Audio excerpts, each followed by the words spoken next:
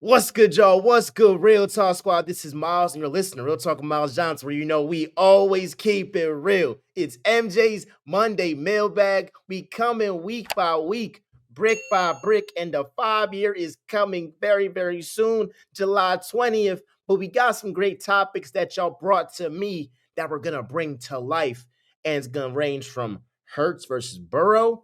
We got some BJ Edgecombe talk for a little bit. We got some Nolan Smith talk for a little bit, and we got some Love Island connection to a certain Philadelphia duo.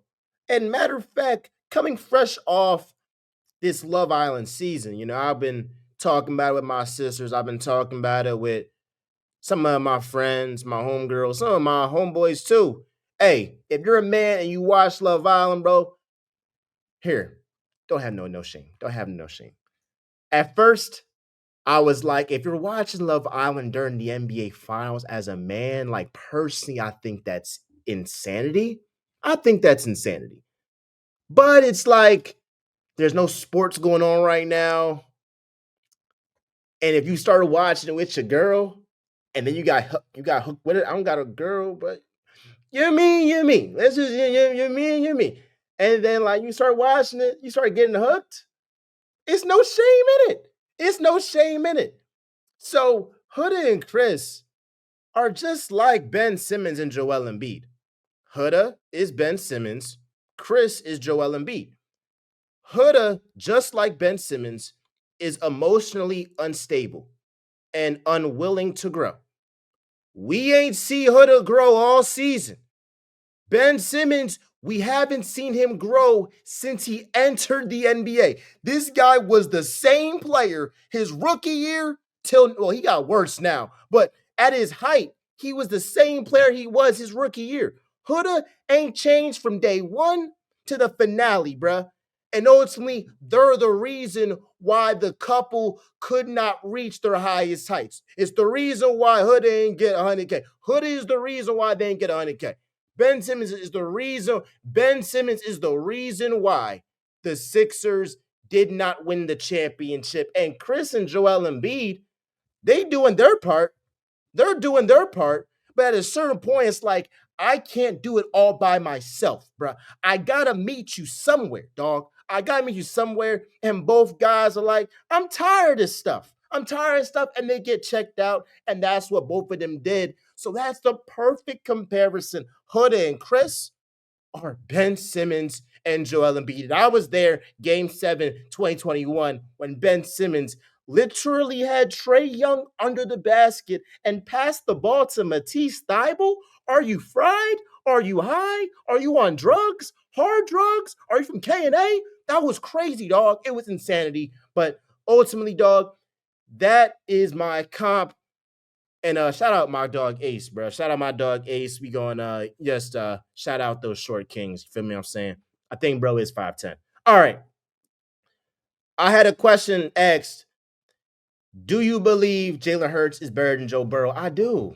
I do. Here's my thing, dog. If Jalen Hurts was on the Bengals in 2024, they would have made the playoffs. There's nothing in my mind that thinks Jalen Hurts would not make the playoffs with that Bengals roster. Want to know why?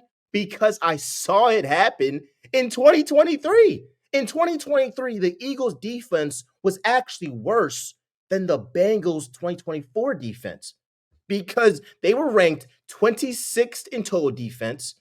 They were ranked 31st in passing defense, and they were ranked 31st in scoring defense. The Eagles, compared to the 2024 Bengals, they're ranked 25th in total defense, 21st in passing defense, and 25th in scoring defense. So ultimately, the Burrow fans, y'all are running out of excuses, bro. This is multiple years he has not made the playoffs. Not made the playoffs. And this is Jalen Hurts, Lamar Jackson, Josh Allen, Patrick Mahomes. They are making the playoffs with that Bengals roster.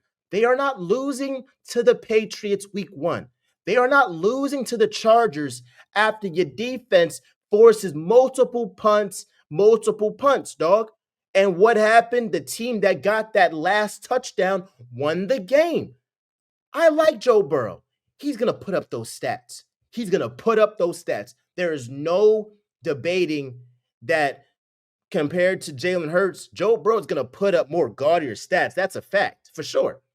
And what he did stats wise last season, it was amazing. But when you talk about winning a game, I truly believe that the 2023 Eagles debunked the whole argument that quarterback wins aren't a stat. Because if you're telling me that the Eagles, with the putrid defense they had in 2023, they won 11 games and got to the playoffs, who's the common denominator? It's Jalen Hurts. And the time that Jalen Hurts has an elite defense, minimum, he's giving you 14 games. Every time he's had an elite defense, he's giving you 14 games and a Super Bowl. Like that, that's what's happened. So, again, I've harped on it. I think Burrow is a top 5 quarterback, but I'm not putting him over the guys like Allen, like Jackson, like Hurts, like Mahomes. I'm sorry, because he does not guarantee me the playoffs like I know those guys are going to guarantee me a postseason berth. All right, going to basketball real quick. Again, because we started off with basketball, going back to basketball. Kobe Bryant or LeBron James? LeBron James is clearly better than Kobe Bryant. And I think the Kobe Bryant discourse gets a little bit weird because we try to like revise history a little bit. Like, how can he be top 3 when for a 5-year stretch he was never the best player on the planet? Not for a 5-year stretch. I'll give you like '08 to 2010, but outside of that stretch, when was he the best player on the planet? You cannot be a top 3 player of all time and not be the best player on the planet for more than 3 years. I'm just sorry, you can't. And every statistic LeBron clears: MVPs, points per game, assists per game, rebounds per game, efficiency. I'm trying to figure out Files MVPs. I'm trying to figure out what puts Kobe over LeBron. Now, I get the aura. I get the Mamba mentality. I get that killer mentality. And if you're talking about mentality, Kobe Bryant is one of one. Because if you gave Kobe Bryant, I'm sorry, well, this can go both ways. If you gave Kobe Bryant LeBron's talent, he would be the greatest player of all time. And if you gave LeBron Kobe's mentality, he's going to be the best player of all time. So there's stuff that Kobe Bryant does extremely well mentally that I believe isn't on par with LeBron. But there's just certain stuff, certain gifts that LeBron has on the court that Kobe, no matter how much he works, he just simply can't do. But I think the great part about Kobe is his work ethic.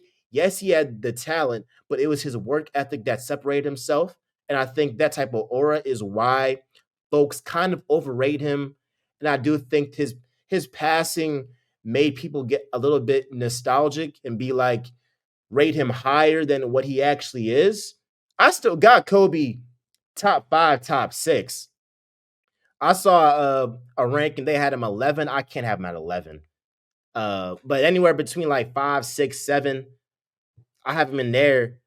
But LeBron is at worst the top 2 player of all time. I gotta go with Bron, bro. But I understand why certain players have Kobe rated higher than LeBron, because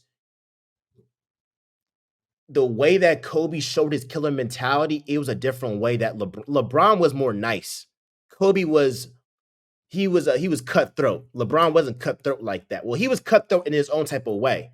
But you ain't see LeBron really get mad like that except for like 2012 game 6 against the Celtics, or it was game 4 against the Bulls in 2015 where he told David Blatt, I was about to cuss.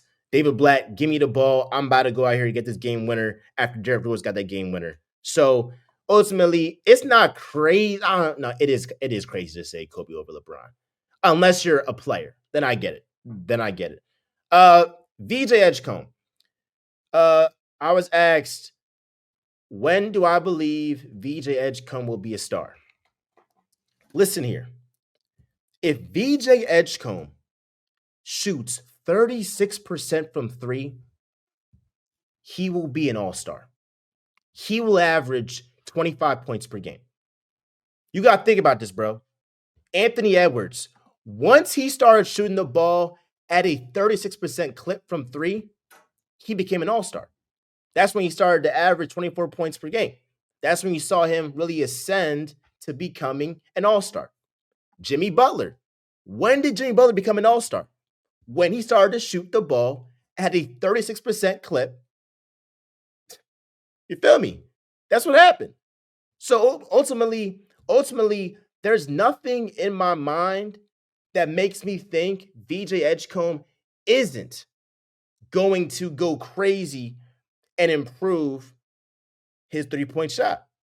And when you're paired up with Jerry McCain and Tyrese Maxey, who are phenomenal shooters, who really shoot what 38%, 37% at worst. I know Maxey had like a down year last year, a little bit different because all the pressure was on him to shot create and all that stuff.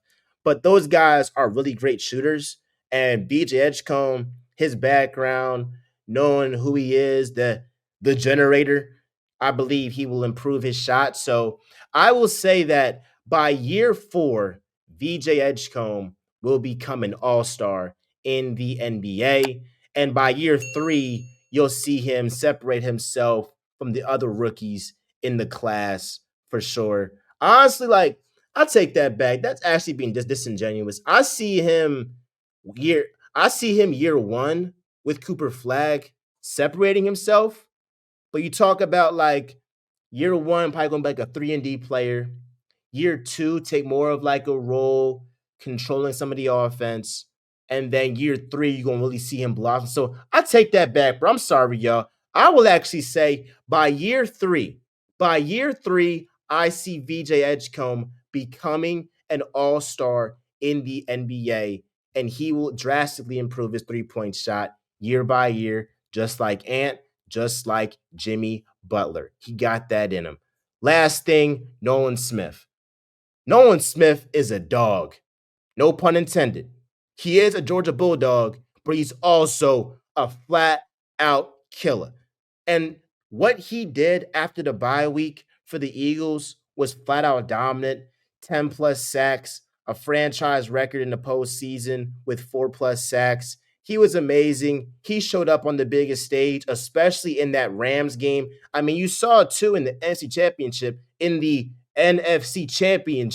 when he sacked Jaden Daniels. So his burst, his explosiveness off the line of scrimmage is really, really amazing.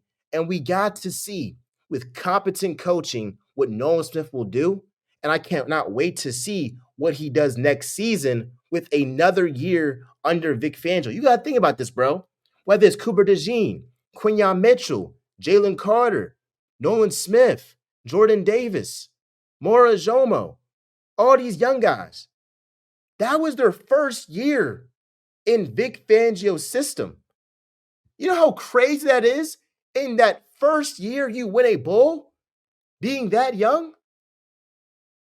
So, what's going to happen with another year learning Vic Fangio's system? Another year with Christian Parker and Clint Hurt. Another year acclimated in Philly. These guys are going to ball out. And I saw the disrespect with Nolan Smith. They said that he's not one of like the top 10, top 15 edge rushers in the game. Look, bruh, use that as motivation. Nolan Smith is going to surprise a lot of people, and he will be that go-to edge rusher for the Eagles along with Jalen Hunt next season. All right, y'all. I love y'all. I appreciate y'all. I just want to thank y'all so much for all the support, all that stuff. Talking about the Sixers, the Eagles, all that jazz. And I got some great stuff on the way for y'all. Some great graphics, some great content, some merch. Never know. Like, comment, subscribe. I love y'all. Peace.